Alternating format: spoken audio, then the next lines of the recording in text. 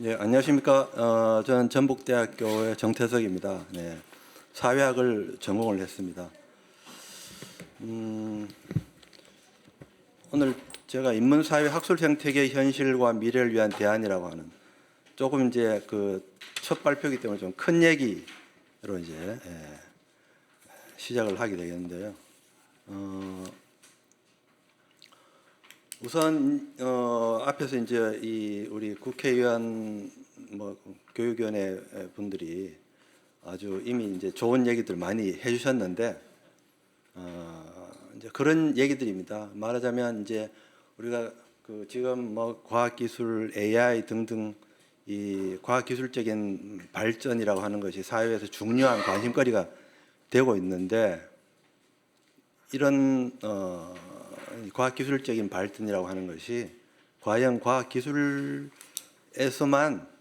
그 동력을 얻어서 발전해 온 것인지 또 그것이 과학기술 영역에서만 의미가 있는 것인지 이런 것들을 우리가 생각해 봐야 될 시기다.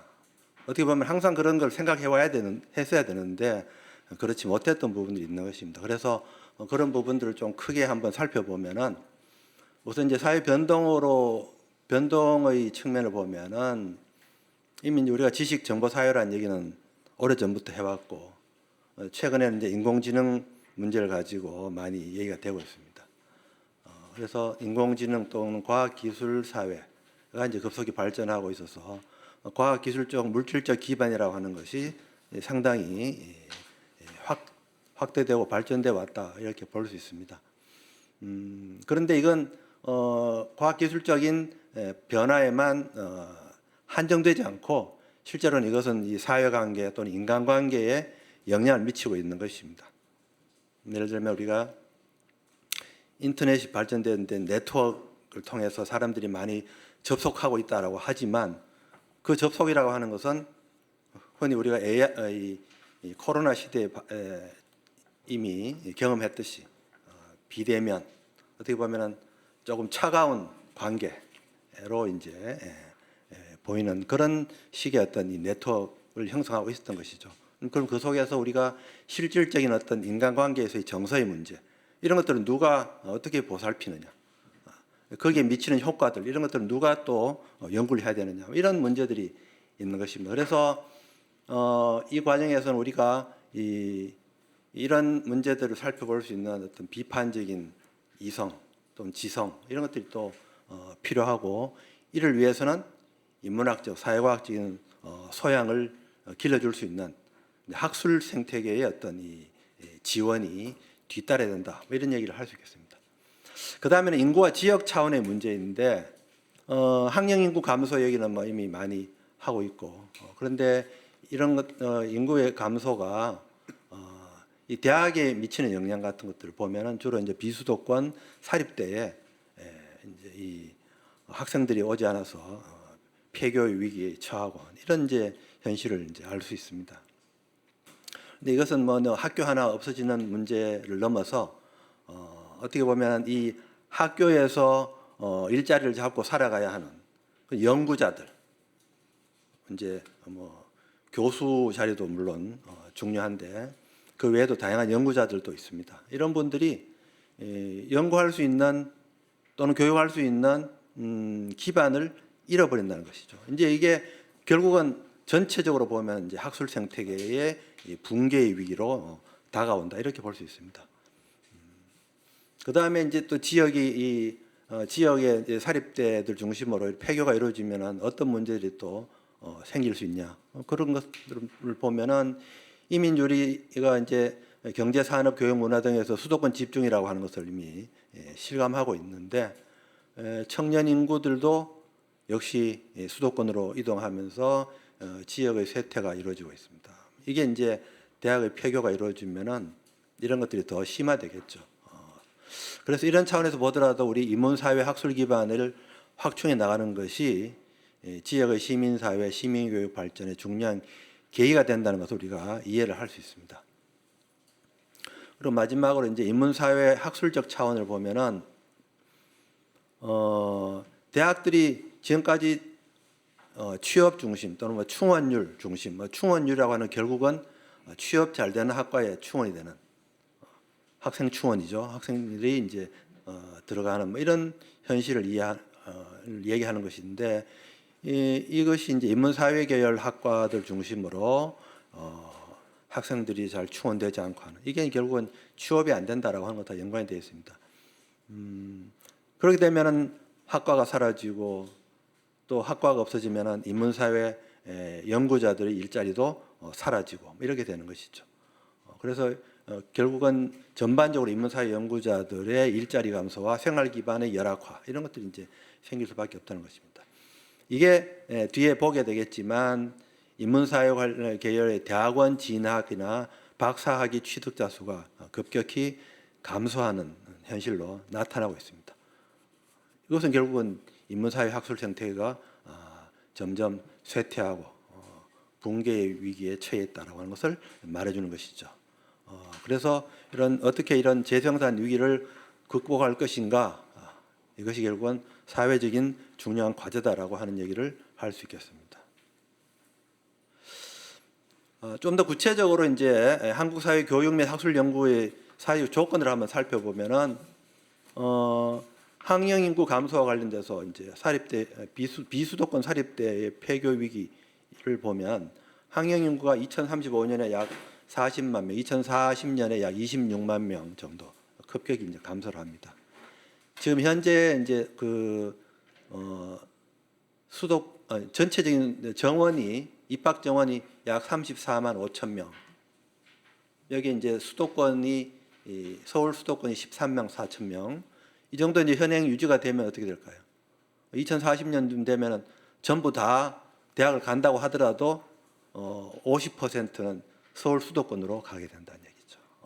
이게 이제 10년 정도 또 그 이후로 쭉 계속돼서 비수도권 사립대학이 현재 상태로 가면 계속 폐교될 가능성이 높다 이런 얘기를 하는 것입니다.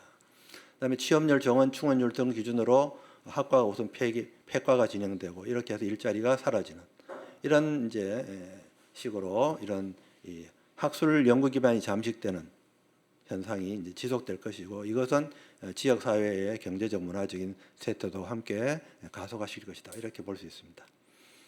좀 더 수치를 통해서 좀 보면은 연구자의 수적 감소를 한번 보면은 여기 연구재단 등록 연구자 수를 보면은 82만 2,062명으로 나옵니다. 물론 저기 끝에 보면은 분야가 미지정돼 있는 전체적으로 연구재단 등록자 중에 분야 미지정이 이제 37만 명이 있습니다. 이런 부분을 이제 좀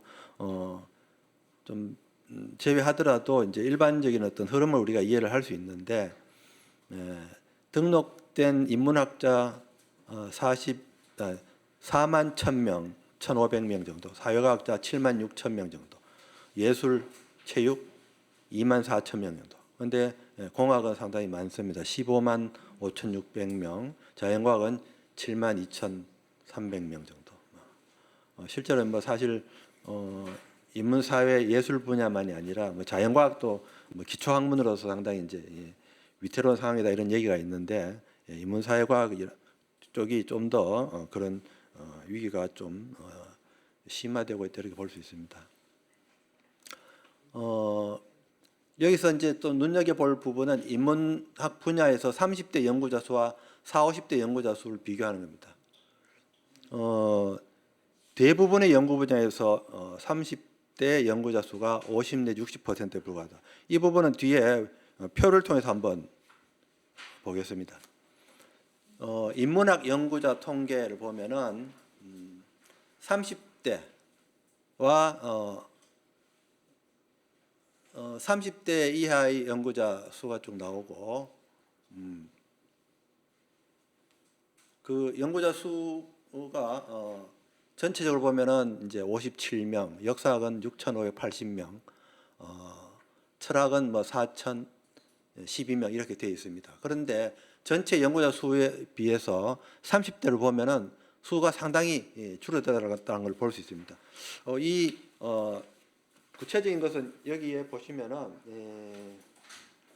여기에 구체적으로 안 나와 있나요? 제가 표가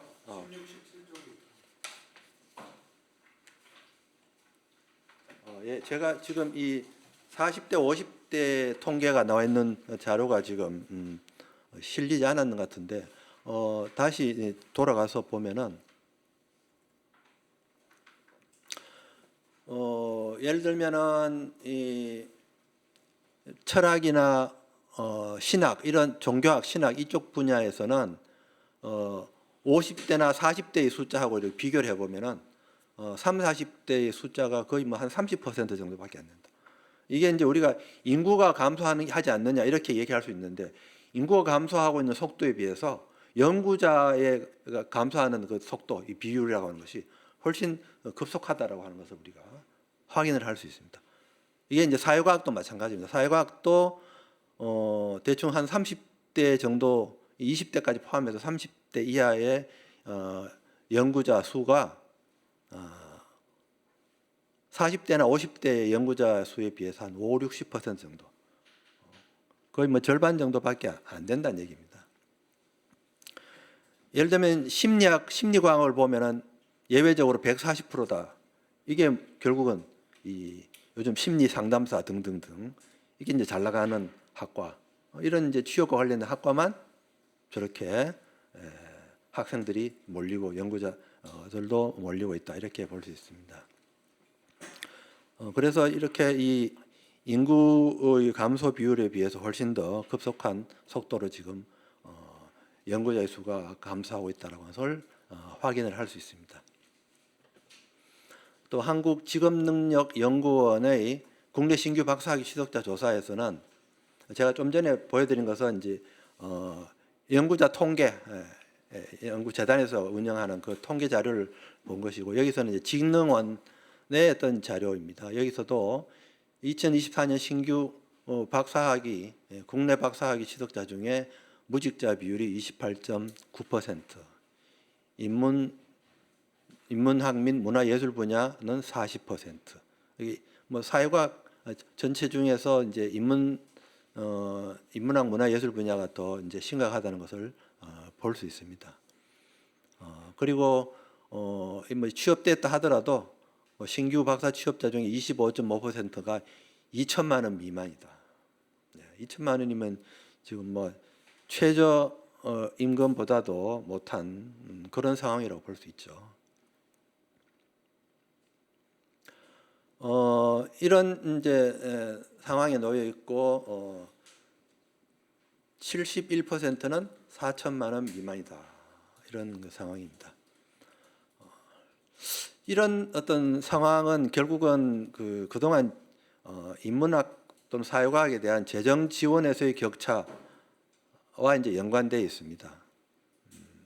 그래서 민문사회 분야의 이제 순수 학술 연구 예산이 전체 R&D 예산의 1%인데 이게 어느 정도냐면 이공계 교수 10인당 13개의 연구과제, 13개 연구과제가 제공되고 있고, 그에 비해서 사회과학은 2.4, 13개와 2.4 상당한 차이가 있죠. 물론 아까 보면 이공계 쪽에 연구자들 수가 한 3배 정도 많다고 하더라도, 그렇게 하더라도 차이가 있다는 걸 알 수 있습니다. 또 인문학은 더 적죠. 1.4. 예술 체육 분야는 10인당 1.3. 이렇게 그나마 이 사회과학이 조금 더 낫다, 뭐 이렇게도 얘기할 수 있는데, 그게 뭐 낫다고 해봐야 형편없는 수준이다, 이런 걸 우리가 딱 볼 수 있습니다. 물론 여기에는 이제 뭐 연구 규모나 이런 면에서 보면은 과학기술, 공학 분야나 뭐 자연과학 분야는 실험 실습 기자재나 이런 등등들이 이제 고려돼서 기본적으로 규모가 크다라고 하는 것은 뭐 다 이해할 수 있는 부분입니다. 뭐 그럼에도 불구하고 이런 어떤 격차가 있다라고 하는 것을 우리가 확인을 할 수 있습니다.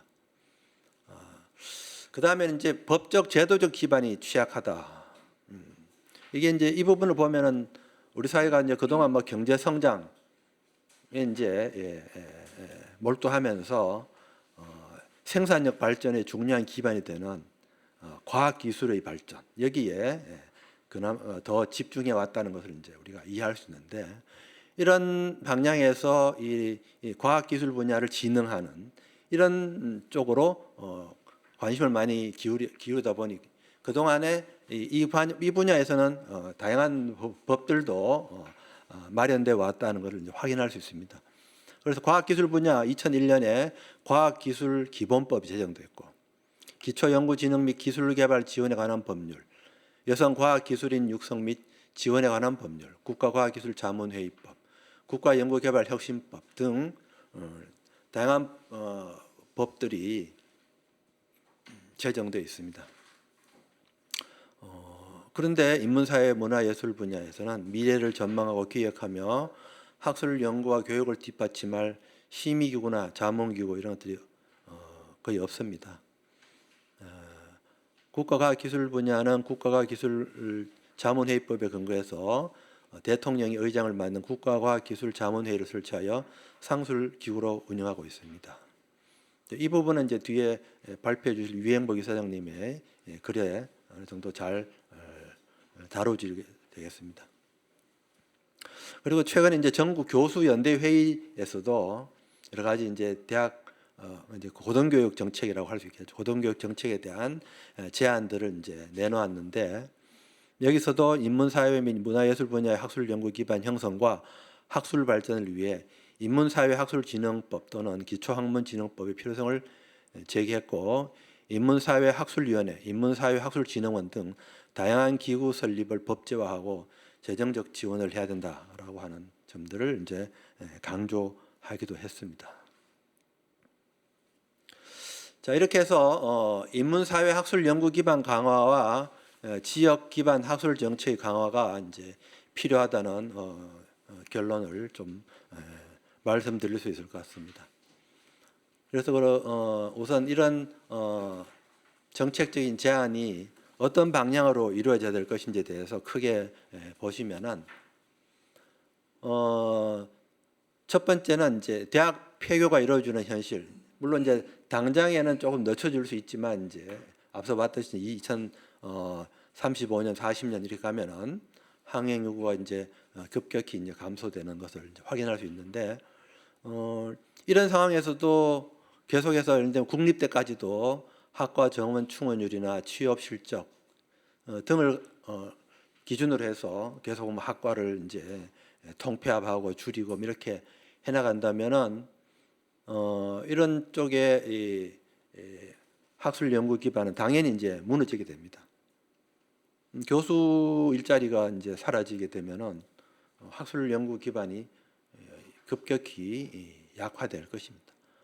그래서 이런 기준을 내세워서 이제 더 이상 대학의 학과 통폐합이라든지 이런 것들을 이제 강제하는 이런 정책들을 이제 더 이상 사용해서는 안 되겠다는 것이죠. 그래서 이런 것들과 무관하게 그야말로 이제 말하자면 이제 교육 기능도 중요하지만 대학이 가지고 있는 학술 연구 기능도 중요하다는 겁니다.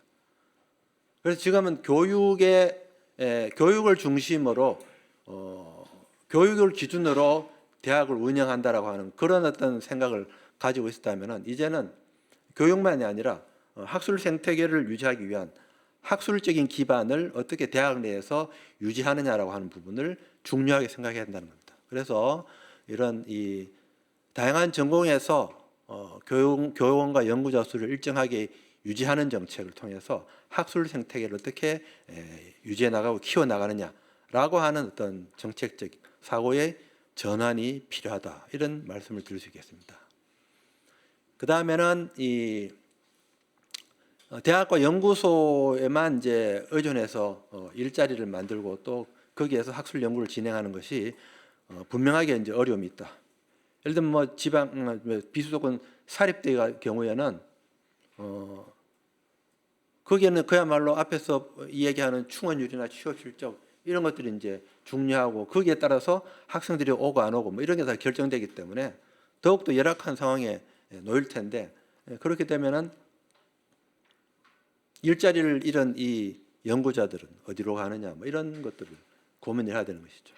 아까 앞에서 봤듯이 우리가 대학원 정원을 이제 학술 연구자 중에 등록된 연구자들 중에서 30대 이하가 숫자가 급격히 줄고 있는 것들을 확인했는데, 그게 결국은 대학이나 연구소 그나마 괜찮은 일자리들이 있지만 그 외부에는 연구를 안정적으로 이어갈 수 있는 기반이 없다는 겁니다. 그러면은 당연히 이런 학술 연구를 위한 기반을 마련하는 것이 중요한 학술 생태계 확충을 위한 정책이 돼야 되는 것이죠. 그래서 이런 면에서 국가가 공적으로 제도적, 재정적, 공간적 기반을 마련해야 된다라고 하는 말씀을 드릴 수 있습니다. 그 다음에 이제 세 번째는 이런 정책이 지역에서 지역을 활성화할 수 있는 이런 방식과 결합될 필요가 있다는 겁니다. 그게 이제 인문사회 학술 연구 기반이 지역에서 뿌리 내릴 수 있도록 함으로써 지역 사회 발전에 기여할 수 있도록 해야 된다. 여러 가지 뭐 학술 기반들은 뭐 연구원일 수도 있고 뭐 학술센터 같은 형태도 있을 수 있고 그건 앞으로 이제 점점 더욱 이제 고민을 해야 될 부분인데 이 부분에 대해서 지역 사회에서 예를 들면은 이 지역에서는 이 지자체에서 이제 지자체 의원들의 어떤 정책 개발을 지원해 줄 수 있는 그런 인력들이 어디서 나오느냐? 현재는 지자체에서 이제 예를 들면 뭐 제가 있는 전북이면 전북 발전 연구원이라든지 이런 식의 뭐 충남 발전 연구원이라든지 이런 연구원들이 있죠. 그런데 그 기반이라고 하는 것은 뭐 상당히 약합니다. 그러면은 그런 정책을 이제 지원해 줄 수 있는 그런 연구자들의 기반이 약하다는 것이죠. 그럼 지역사회 발전에는 지역의 어떤 이 정치의 발전, 행정적인 어떤 지원을 해주는 이런 부분에 정책적인 어떤 지원을 해줄 수 있는 그런 어떤 이 연구 기반도 중요하다는 겁니다. 이제 그런 부분에서 지역사회 발전에 기여할 수 있도록 지역에서 이 학술 연구자들이 활동할 수 있는 기반을 만들어주는 것이 필요하다는 겁니다. 그리고 이제 마지막으로 이제 앞서 이제 계속 얘기했듯이 이제 법적 정책적 방안들 만들고 재정적 지원을 하는 것들입니다. 이런 부분들을 조금 더 이제 일목요연하게 한번 말씀드리면은 이제 왼편에 보면은 앞서 말씀드린 지식정보사회, 인공지능, 과학기술의 발달이라고 하는 그런 기반이 있고 이런 기반은 인문사회과학적 소양에 기초한 시민사회 비판적 성찰의 필요성을 정대시킨다라고 하는 얘기를 할 수 있고 그다음에 근데 또 다른 한편에서 보면 오른쪽에 보면은 저출산이 심하고 학령연구 감소하는 것이 있고 이것이 이제 대학 서열 체계 내에서 취업률 중심의 교육 정책을 이제 강화하는 이런 쪽으로 이제 흘러간다는 겁니다. 이게 이제 인문사회 전공학과 폐과라든지 또는 지역 비수도권 지역 사립대 폐교로 이어지고 이게 인문사회 교수 연구자 일자리 소멸, 생활 기반 열악화로 이제 이어집니다. 이게 인문사회 계열 대학원생 감소, 학문 후속 세대 감소 이렇게 된 것이죠.